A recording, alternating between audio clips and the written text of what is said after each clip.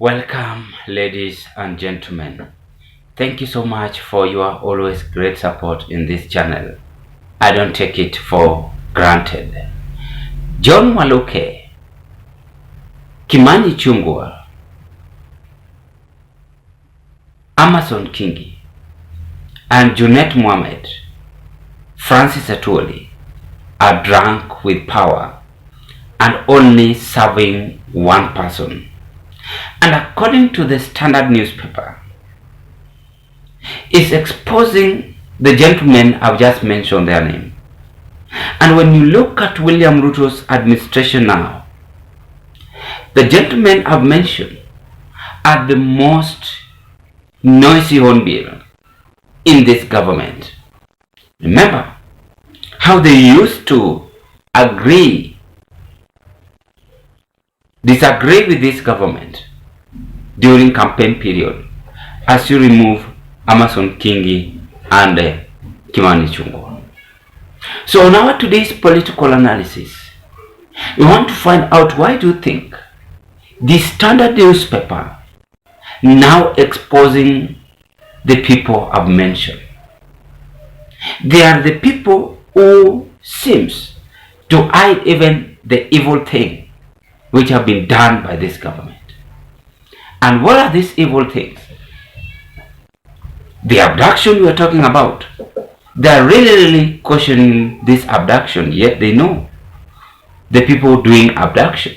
Why should they arrest them? Why should they question them? It's nice. Same.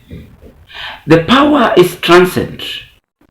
It's a clinch. However, the political class can't scorn to understand this age with the latest display of big man syndrome in Bungoma, where those close to the president displayed arrogance and importance at anyone critical of the government. The power is what we are talking about.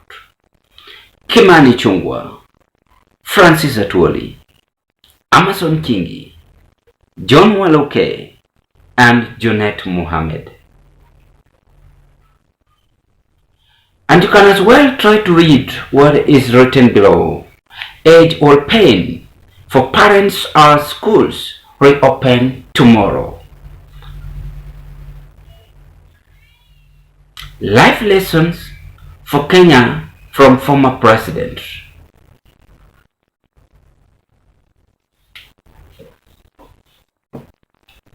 Drunk with power. I talked about this, and today again I'm repeating it. We must learn on how we should stabilize ourselves as leaders to deliver the promises we had on people, but not rebuking the people. It's wrong and never accepted. Ladies and gentlemen, allow me to dig deep into this. When I start with Junet Mohammed is doing this because he's favoring Raila Odinga. And Raila Odinga is now working hand on hand with this government. I'm not afraid to say it, because I know the movement of this politician. Junet Mohammed used to be good. He used to be good to try and deliver the promises which he had in his constituency. And if he's not keen, it's going to be rejected by many of his people in the near future. So he's doing this because he's following Raila Odinga, which is okay. We sometimes need to obey the boss. When I look at Amason Kingi is just protecting his job. Well, job always comes to an end. Whether it is public, whether it's for government, it always comes to an end. And that is the reality.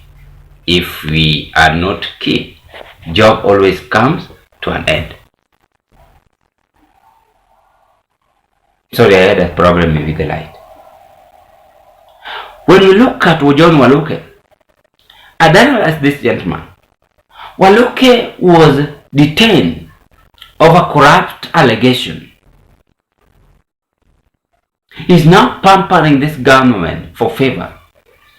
And I think this government released him just to pamper it for no reason. We are talking about leadership characteristic. These are leaders who are supposed to take this country to the next level. But now they are drunk with power and not understanding themselves. It's like when you go, I didn't want to criticize God here. God is a very powerful human being. It's beyond me. Let me stop it from there. Francis Atwoli is a man who deserves respect. And indeed Kenyans have shown him respect. But he is the only person going on his own way.